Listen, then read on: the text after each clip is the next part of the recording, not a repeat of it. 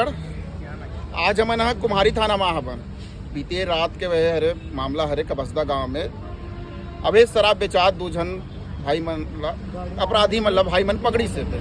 दो पेटी तीन पेटी ओकर मन से शराब पकड़ाए है बे।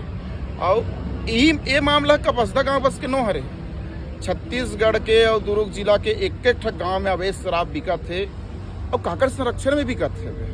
शासन और प्रशासन के संरक्षण के बिना कोई जगह एक ठक पत्ता नहीं हिले, तो अवैध शराब अभी शासन और प्रशासन के संरक्षण में ही बिकत है बे। वही मामला में लेकर आज कुम्हारी थाना ममनान थानादार जिला ज्ञापन सौंपे हवन कि आप ये मामला ला गंभीरता से लो और त्वरित कार्रवाई करो। ये मामला में नशाखोरी हा छत्तीसगढ़ ला पूरा तरह बर्बाद करत है, तेकर विरोध छत्तीसगढ़िया क्रांति सेना पुरजोर करत है।